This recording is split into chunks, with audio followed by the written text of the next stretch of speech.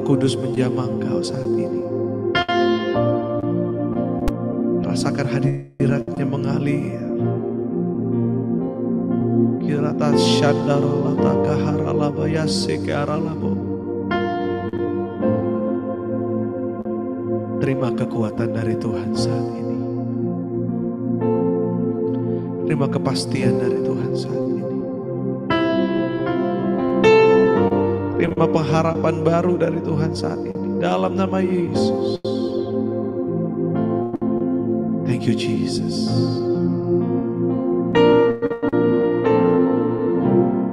Katakan sama-sama. Walau 1000 rebah di sisiku, Kau tetaplah Allah penolongku. Walau 10.000 rebah di kananku, takkan ku goyah, sebab Yesus sertaku. Jemaat saja katakan. Walau 1000 rebah, nyanyikan dengan imanmu. Kau tetaplah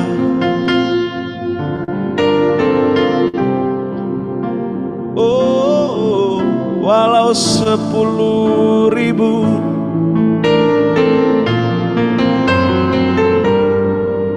takkan ku goyah, sebab Yesus sertaku.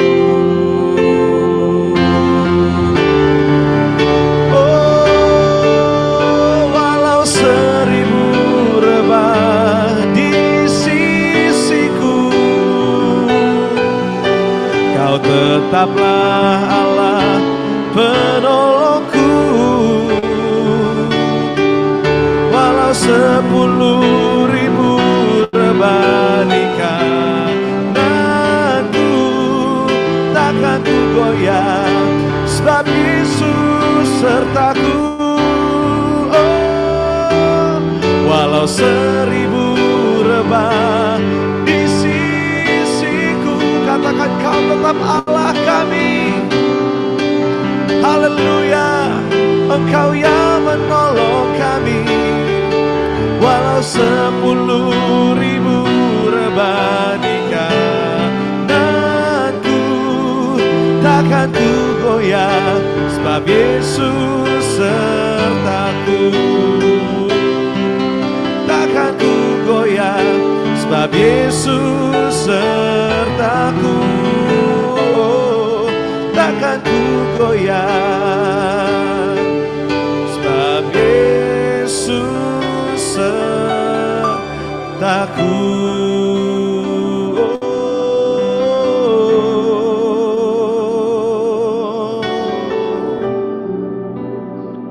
Engkau beserta kami, Engkau yang menjaga kami.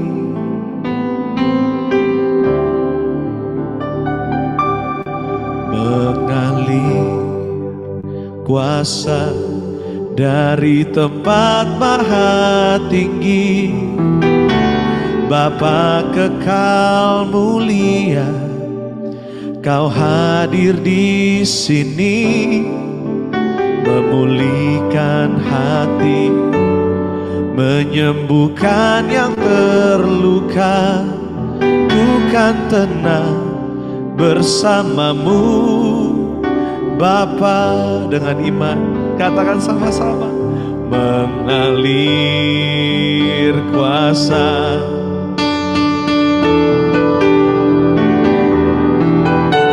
Bapa kekal mulia, Kau hadir Tuhan, memulihkan hati, menyembuhkan yang terluka. Ku kan tenang bersamamu, Bapa. Nyanyikan mengalir kuasa dari tempat maha tinggi, Bapa kekal mulia, sini, memulihkan hati, menyembuhkan yang terluka.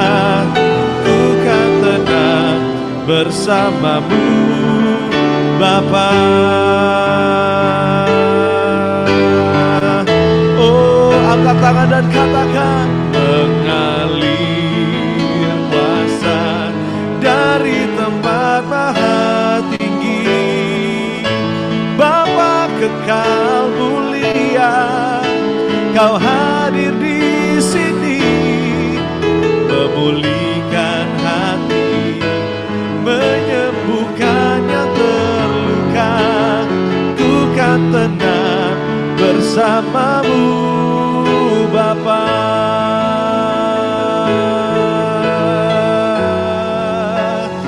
Kami tenang bersamamu, kami aman bersamamu. Katakan sama-sama, mengalir.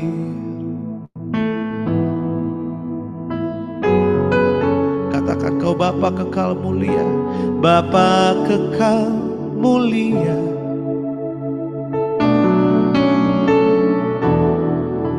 Memulihkan hati, menyembuhkan yang terluka. Ku kan tenang bersamamu, Bapa. Terima kekuatan dari Tuhan saat ini. Mengalir kuasa, oh Bapa kekal mulia, Kau hadir di sini, memulihkan hati, menyembuhkan yang terluka. Ku kan tenang bersamamu, Bapa. Memulihkan hati, memulihkan hati, menyembuhkan yang terluka. Ku kan tenang bersamamu, Bapa. Ku kan tenang, ku kan tenang bersamamu, Bapa.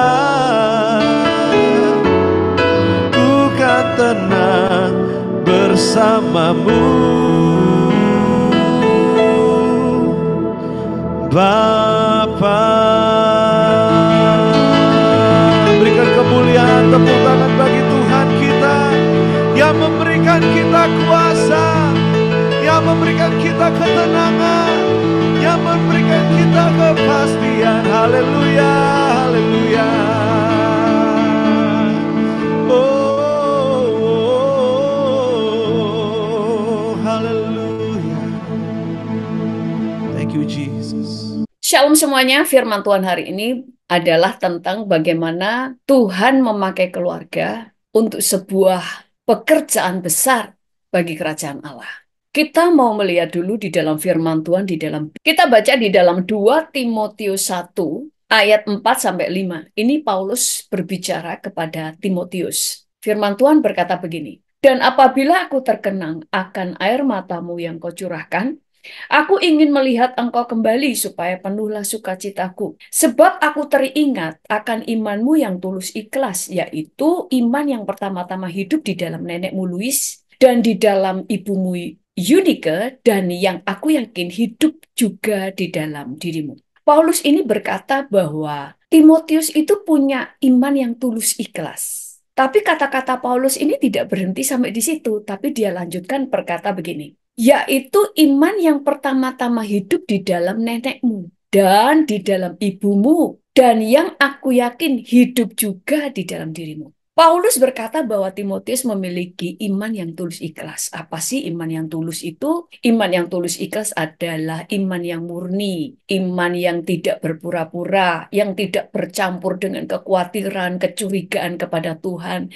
Tetapi ada sebuah iman yang murni, tulus. Dia benar-benar percaya kepada Tuhan. Tetapi Paulus berkata iman yang ada di dalam dirimu, iman yang murni dan tulus itu, pertama-tama iman itu ada pada nenekmu Lois, lalu tinggal di dalam ibumu, baru kepada kamu. Kita mau melihat Tuhan itu menciptakan keluarga untuk maksud yang besar. Pada waktu pertama kali Tuhan menciptakan alam semesta, bumi, dan langit, kemudian menciptakan manusia, pertama yang Tuhan lakukan adalah membuat keluarga, yaitu Tuhan menjadikan Adam dan Hawa menjadi satu daging di dalam sebuah pernikahan, supaya mereka beranak cucu. Kenapa? Dari anak cucu mereka itu supaya nama Tuhan dimuliakan, supaya mereka memerintah bumi.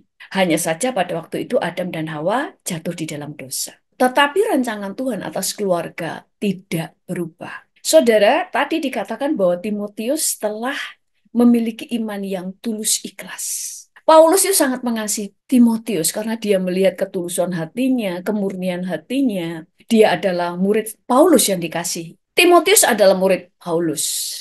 Tetapi sekalipun Paulus memuridkan Timotius, tapi Paulus mengakui ada banyak hal yang sudah ada di dalam kehidupan Timotius, termasuk imannya, termasuk hidupan takut akan Tuhan, itu tidak diperoleh dari Paulus. Kita baca di dalam 2 Timotius 3 ayat 10 ayat 14 sampai 15 dikatakan begini. Tetapi engkau telah mengikuti ajaranku, cara hidupku, pendirianku, imanku, kesabaranku, kasihku, dan ketekunanku. Nah, ini kata-kata Paulus kepada Timotius, kamu itu sudah mengikuti ajaranku, hidupku, teladanku, imanku, ketekunanku, kesabaranku, kasihku, karena dia memang muridnya Paulus. Pasti Timotius selalu mengikuti teladan dari Paulus. Tapi ayat 14 sampai 15 berkata begini, tetapi hendaklah engkau tetap berpegang pada kebenaran yang telah engkau terima dan engkau yakini dengan selalu mengingat orang yang telah mengajarkannya kepadamu. Ingatlah juga bahwa dari kecil engkau sudah mengenal kitab suci yang dapat memberi hikmat kepadamu dan menuntun engkau kepada keselamatan oleh iman kepada Kristus Yesus. Paulus berkata, kamu sejak kecil sudah mengenal kitab suci. Waktu kecil, Timotius belum mengenal Paulus, tapi dia sudah mengenal kitab suci. Dari mana kehidupan dia sehingga dia sudah mengenal kitab suci dari kecil? Dari ibunya. Bagaimana ibunya bertumbuh iman dan bisa mewariskan iman kepada anaknya? Dari nenek Timotius, yaitu Louis. Saudara, Timotius besar bukan dia besar dengan sendirinya, tetapi ada nenek moyangnya yang mewariskan kepada dia roh takut akan Tuhan, hati yang tulus, iman yang tulus. Itu dari neneknya. Dari neneknya Louis turun kepada ibunya dan turun kepada Timotius. Itu sebabnya Tuhan itu mempersiapkan keluarga. Karena dalam keluarga yang kuat, mereka akan melahirkan anak-anak yang kuat. Dan dari anak-anak yang kuat, mereka akan membangun keluarga-keluarga baru yang kuat. Dan melahirkan anak-anak lagi. Sehingga muncul sebuah komunitas, sebuah masyarakat yang kuat di dalam Tuhan, yang cinta Tuhan, dan hati yang tulus ikhlas. Dan iman yang tulus ikhlas sama seperti yang dimiliki oleh Louis. Sampai kepada Yunika, sampai kepada Timotius. Alangkah pentingnya sebuah warisan yang diwariskan keluarga kepada anak-anaknya. Bahkan Paulus sendiri, dia berkata di dalam 2 Timotius 1 tadi, ayat yang ketiga, berkata begini, aku mengucap syukur kepada Allah yang kulayani dengan hati nurani yang murni, seperti yang dilakukan nenek moyangku. Paulus berkata, aku bersyukur kepada Tuhan, aku memiliki hati nurani yang murni, seperti yang dilakukan oleh nenek moyangku. Orang tua dipakai Tuhan untuk membangun sebuah dasar, membangun fondasi untuk keturunanmu berlari bersama dengan Tuhan. Paulus tidak serta-merta terbangun imannya begitu dahsyat, begitu luar biasa.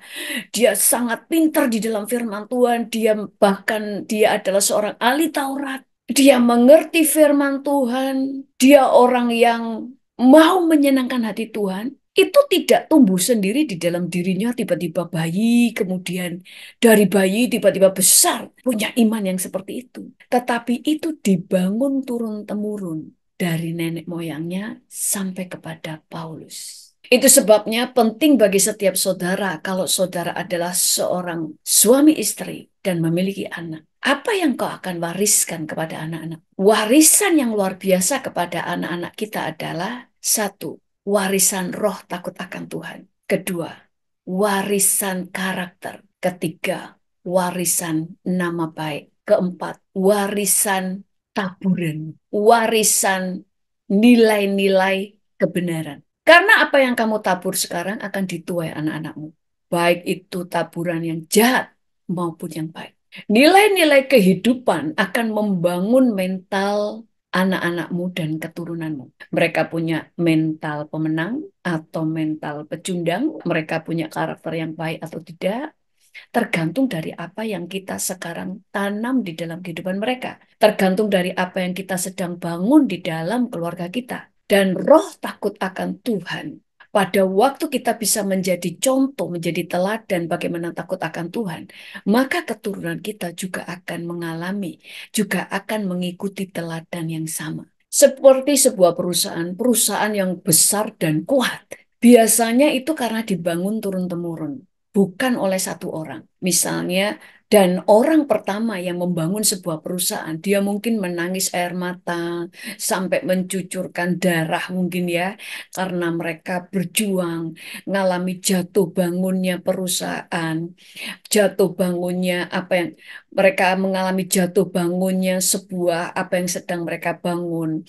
Mungkin usaha yang mereka bangun masih kecil, modal pas-pasan. Di situ mereka mulai punya pengalaman demi pengalaman dari setiap kejatuhannya. Anak-anaknya melihat pengalaman dari orang tua bagaimana jatuh bangunnya, sehingga dia kemudian melanjutkan usaha orang tuanya. Mereka sudah belajar dari kegagalan dan keberhasilan orang tuanya, sehingga dia tidak perlu mengulang kegagalan yang sama atau kesalahan yang sama. Sehingga mereka berjalan lebih bijaksana, lebih profesional, lebih terlatih. Karena dia sudah melihat teladan dari orang tuanya. Lalu perusahaan sudah mulai agak besar, lalu cucunya mulai melihat bagaimana neneknya, bagaimana ayahnya, itu bagaimana mereka membangun sebuah usaha yang profesional. Dan mereka belajar lebih banyak sehingga semuanya sudah terbangun dan mereka bisa berlari. Dan mereka tugasnya adalah memperluas apa yang sudah dibangun oleh nenek moyangnya. Sehingga perusahaan itu menjadi besar, menjadi kuat. Apalagi kalau orang tuanya atau nenek moyangnya telah membangun sebuah kepercayaan kepada orang lain. Membangun sebuah kepercayaan, nama baik, kejujuran.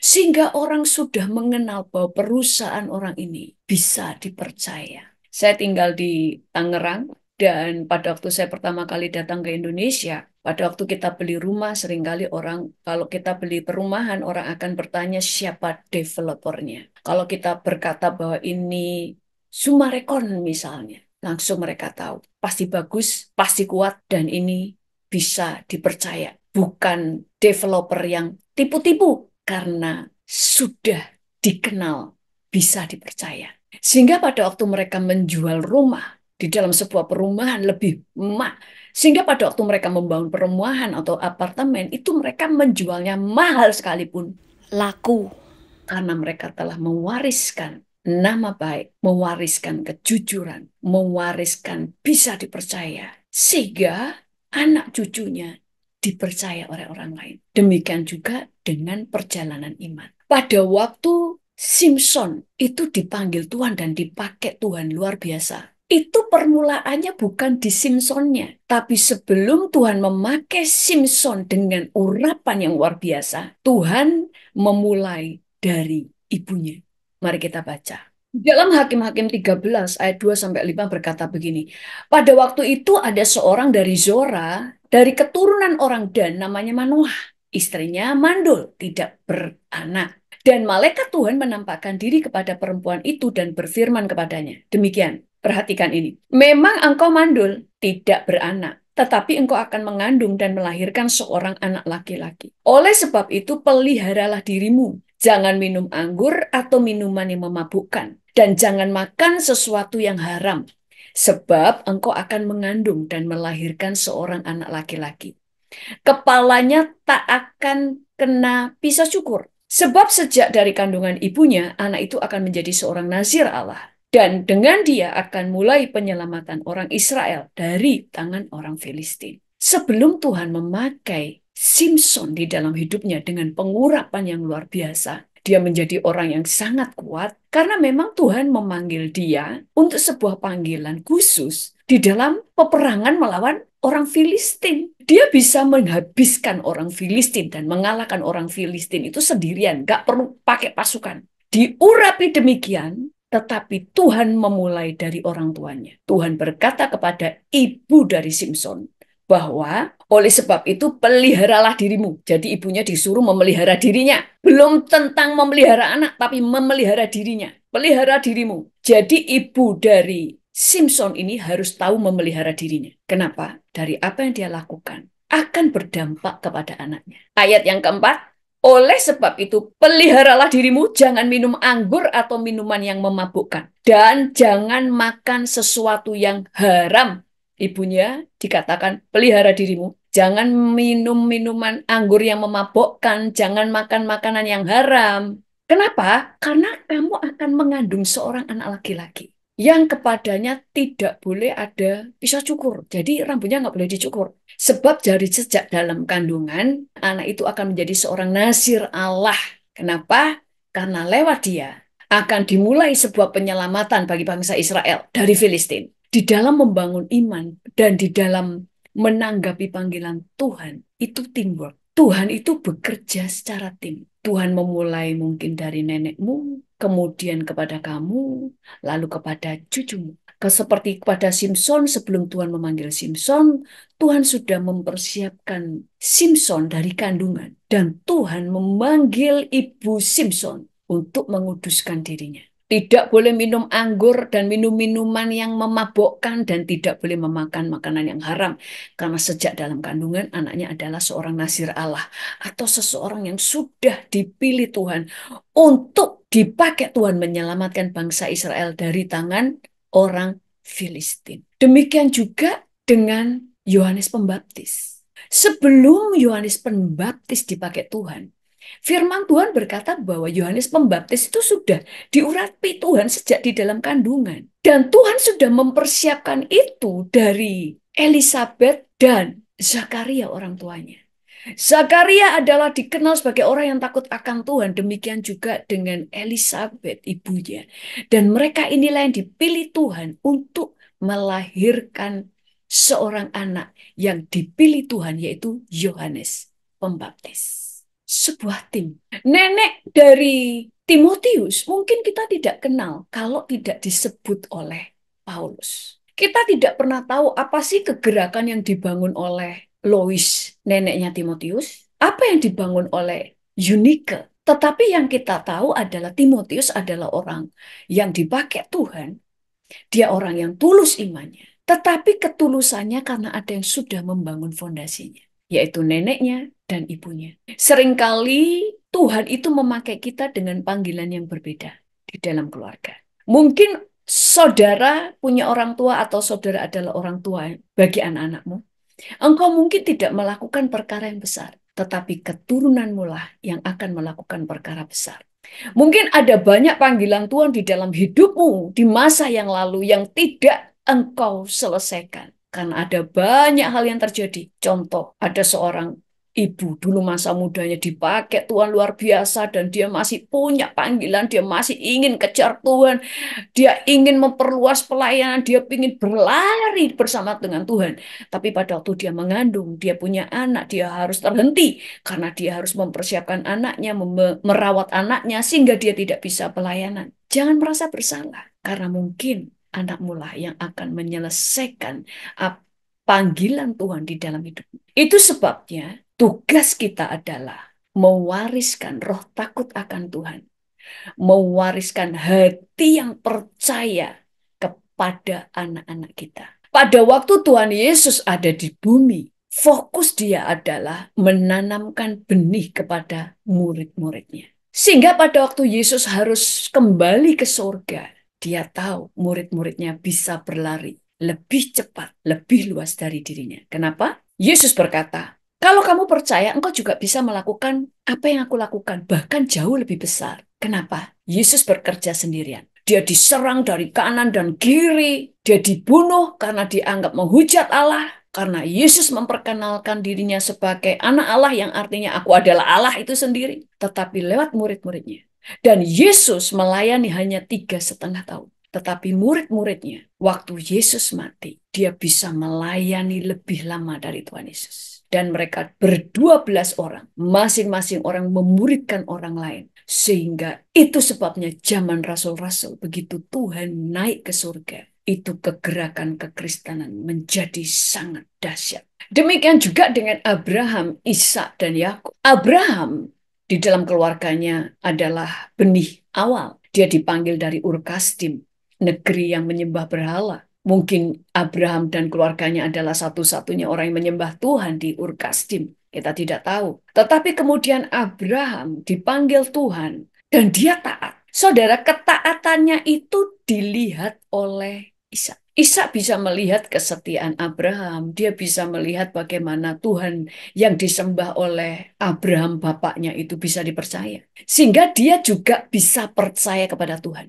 Lalu pada waktu Yakub lahir, dia bisa melihat iman Abraham dan melihat iman dari Ishak. Karena pada waktu Yakub lahir, Abraham belum mati. Bahkan mereka sempat tinggal di dalam satu kemah. Atau kalau zaman sekarang, satu rumah. Dia, Abraham, dan Ishak. Kita baca di dalam Ibrani 11 ayat 9. Karena iman, ia diam di tanah yang dijanjikan itu.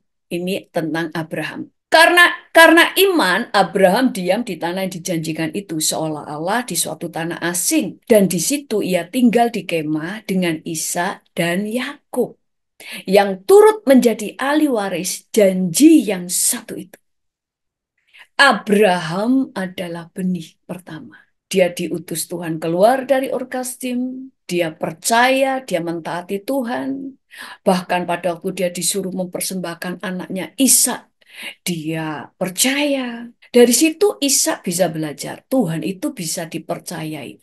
Waktu Tuhan menyuruh Abraham mempersembahkan anaknya, yaitu dirinya sendiri, Ishak bisa lihat, ternyata pada waktu aku rela untuk disembelih oleh bapakku sendiri sebagai korban bakaran seperti yang diminta oleh Tuhan, ternyata Tuhan menyelamatkan aku, nggak jadi dibunuh tuh. Karena Tuhan mengasihi bapakku dan Tuhan mengasihi aku. Nah, lalu lahir Yakub. Yakub bisa melihat kehidupan kakeknya itu Abraham dan Ishak. Dia bisa melihat bahwa Tuhan berjalan dengan mereka, Tuhan bisa dipercaya. Kira-kira imannya lebih dahsyat? Ya, karena dia tidak hanya mendengar, tidak hanya melihat dari satu orang, tapi dia melihat kakeknya sendiri dan dia juga melihat bapaknya. Kita membaca di dalam Kejadian 31 ayat 42a. Ini kata-kata Yakub kepada Laban. Dia berkata gini, seandainya Allah ayahku, Allah Abraham dan yang disegani oleh Ishak tidak menyertai aku, tentulah engkau sekarang membiarkan aku pergi dengan tangan hampa. Yakub berkata, kalau Allah Abraham dan yang disegani Ishak, bagaimana dia tahu bahwa Ishak menyegani Tuhan, bahwa Ishak hormat kepada Tuhan, kalau dia tidak melihat? Saudara, Yakub melihat Abraham dan Ishak, sehingga iman dia lebih besar. Abraham gagal, dia punya dua anak, yang satu Ishak, satu Ismail. Ismail ditolak Tuhan, karena memang dia adalah anak yang lahir dari kecelakaan, bukan dari apa yang Tuhan rancangkan. Singkat cerita, kemudian Ishak punya dua anak, Esau dan Yakub. Esau ditolak oleh Tuhan. Dari situ Yakub mulai belajar arti untuk mewariskan roh takut akan Tuhan kepada anak-anaknya. Lebih dari bapak-bapaknya. Dari situ dia belajar sesuatu. Bagaimana pentingnya mewariskan iman kepada anak-anaknya. Itu sebabnya Yakub berhasil. 12 anaknya. Tidak ada satupun yang ditolak oleh Tuhan. Semua dipakai Tuhan.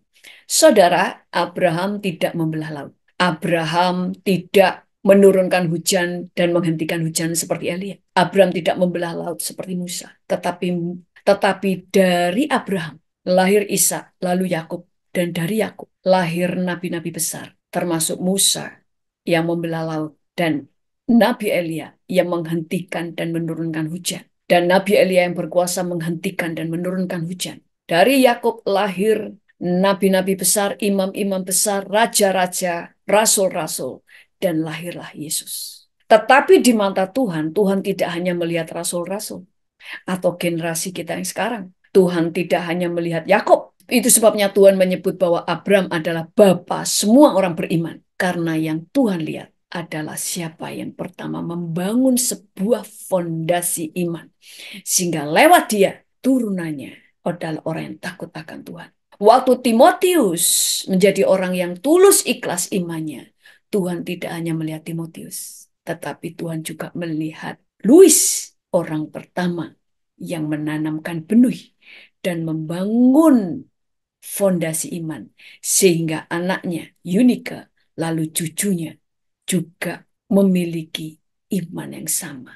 Mereka menerima warisan iman dari dia. Waktu Tuhan memakai Musa dengan luar biasa, Tuhan tidak hanya mengingat Musa, tetapi Tuhan mengingat iman dari bapak ibunya.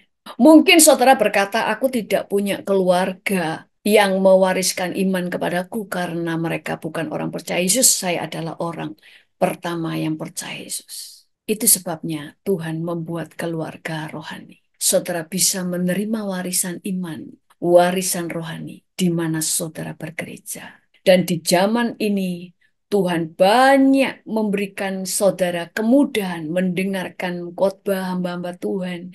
Saudara juga mendengarkan khotbah dari channel ini untuk saudara mewarisi roh hikmat, roh iman, roh takut akan Tuhan. Saudara bisa ambil, mewarisi dari banyak hamba Tuhan. Tuhan menciptakan keluarga rohani supaya setiap saudara yang tidak punya keluarga yang takut akan Tuhan, saudara menemukan keluarga rohani di gereja.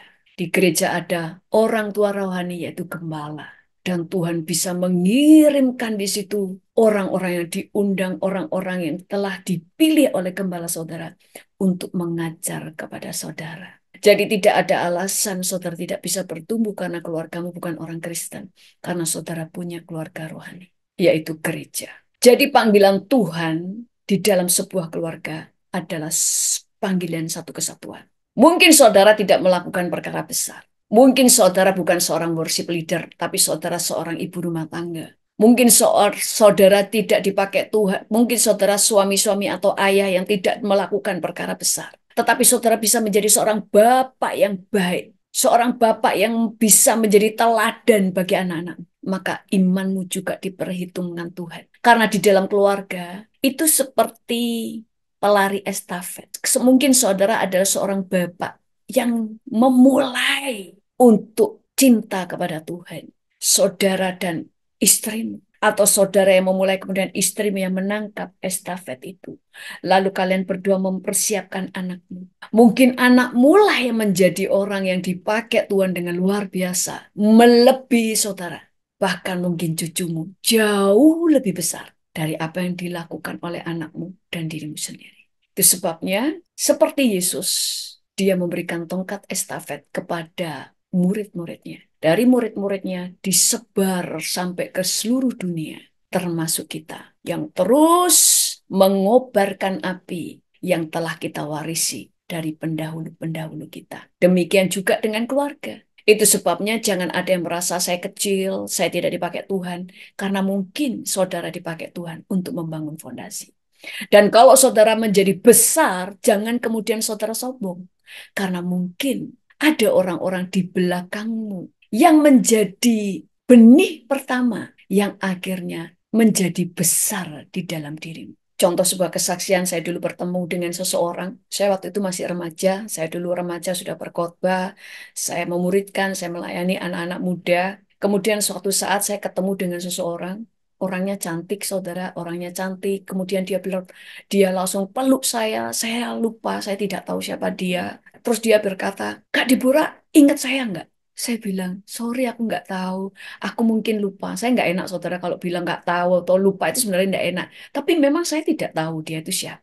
Lalu dia berkata gini, tahu nggak? Saya yang dulu adalah pengedar narkoba dan pemakai obat. Saudara, karena anak ini dulu dititipkan orang tuanya kepada tantenya. Ternyata suami tantenya itu suami istri, pemakai narkoba dan pengedar narkoba. Sehingga anak ini juga menjadi pemakai narkoba sejak remaja. Sampai dia itu pernah sakau waktu di diskotik. Dia tuh sudah kaku, mulutnya terbuka, matanya terbuka. Semua orang bilang, orang ini sudah kaku, sudah mati. Dia mau ngedipkan mata nggak bisa, menutup mulut nggak bisa, tapi dia bisa mendengar omongan orang. Semua orang bilang gini, udah kaku, orang ini sudah mati. Kalau toh belum mati, sebentar lagi dia mati. Udah kaku, saudara. Tapi apa yang dia katakan? Waktu itu saya ingat perkataan Kak Deborah. Ternyata dia tuh diam-diam itu suka datang kalau saya ada persekutuan, dia ada persekutuan, dia duduk paling belakang. Yang saya tahu dia itu dulu hitam rambutnya keribu gitu ya. Orangnya hitam rambutnya sebenarnya bukan keribu keriting, tapi memang rambutnya kayak gak teratur gitu, gak diatur, keribu, orangnya hitam kusem gitu ya kan. Terus dia duduknya di belakang. Terus dia berkata, saya mengingat setiap khotbahnya Kak Deborah. Tidak ada yang saya lupa.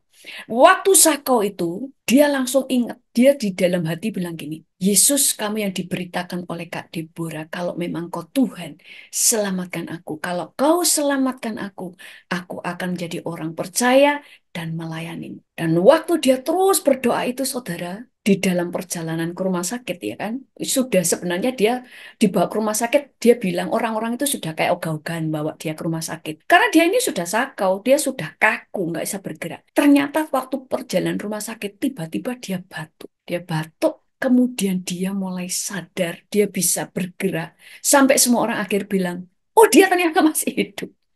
Dan sebagainya, singkat cerita, saya lupa kemudian ceritanya gimana karena dulu ya saudara. Terus kemudian dia datang ke saya itu dalam keadaan yang bersih. Makanya saya lupa, dia cantik sekali. Dia kelihatan bersih, langsing. Terus dia berkata bahwa sekarang saya tuh suka datang ke rumah sakit, ke rumah-rumah panti jompo, ke orang-orang miskin. Karena saya mau membagikan kasih yang telah aku terima dari Tuhan Yesus. Dan Kak Deborah mungkin nggak sadar. Kalau saya dulu tidak pernah datang ke persekutuan dan tidak mendengar apa yang Kak Deborah katakan, mungkin waktu saya sakau, saya tidak teriak kepada Yesus karena saya tidak tahu siapa itu Yesus. Saudara, seringkali kita tidak sadar apa yang sedang kita lakukan. Ternyata benih itu nancep kepada seseorang. Itu sebabnya lakukan saja bagian.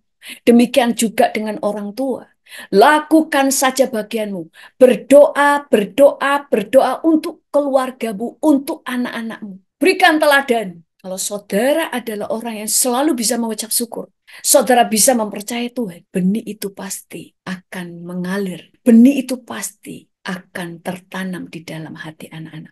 Demikian juga dengan saudara. Kalau saudara punya orang tua yang tidak takut akan Tuhan, tetapi sekarang saudara menjadi orang yang percaya, lewat kamulah keluargamu diselamatkan.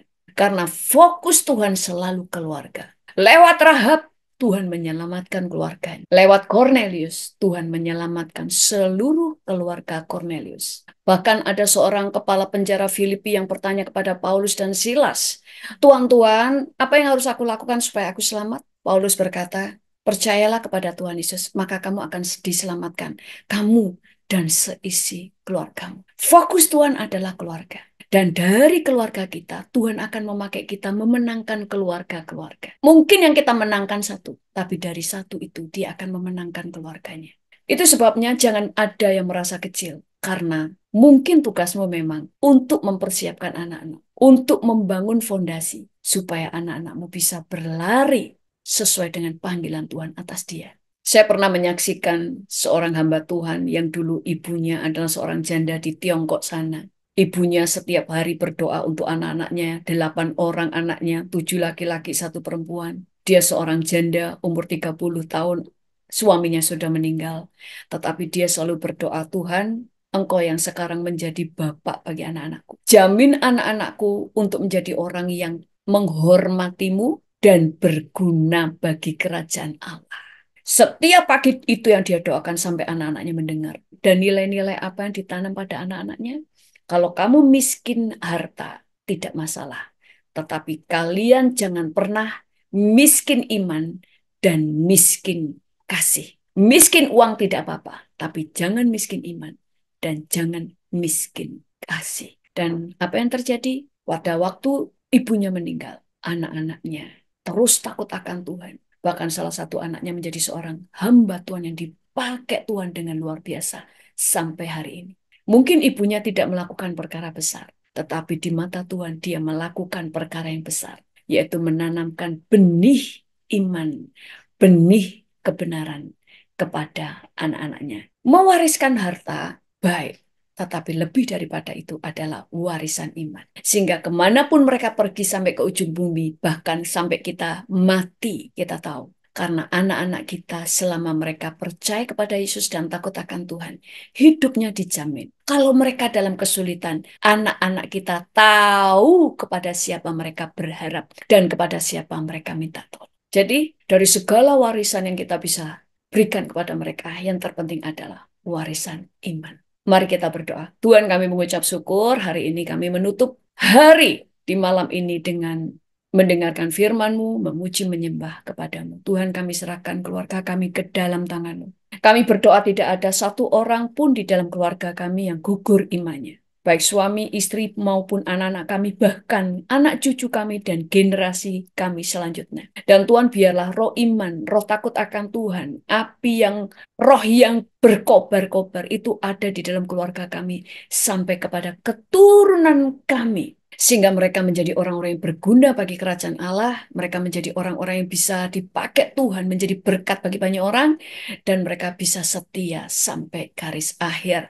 Berkati Tuhan keluarga-keluarga dari setiap anak-anak-Mu ini Tuhan yang sedang mengikuti ibadah malam hari ini. Mereka semua yang mengangkat tangannya dan sudah menulis di dalam chat. Mereka menulis dengan percaya dan mereka mengangkat tangan dengan percaya dan penuh pengharapan. Engkau mengurapi mereka, Engkau membuat mereka menjadi orang-orang yang berhasil. Mereka semuanya yang di tempat ini dan seluruh keluarganya. Kalau yang berdoa adalah orang-orang tua, Tuhan berkati mereka sebagai orang tua, biarlah urapan-Mu bekerja sehingga lewat urapan mereka turun kepada anak cucunya. Demikian kalau kami berdoa untuk anak-anak-Mu Tuhan Yesus yang mungkin orang tuanya bukan orang yang takut akan Tuhan, bukan orang percaya. Biarlah Engkau memakai anak-anak-Mu ini Tuhan menjadi benih pertama sehingga lewat mereka seisi keluarganya diselamatkan. Terpujilah nama-Mu Tuhan di dalam nama Tuhan Yesus. Haleluya. Amin. Tuhan Yesus memberkati. Sampai bertemu kembali hari Selasa minggu depan. Selama kau beserta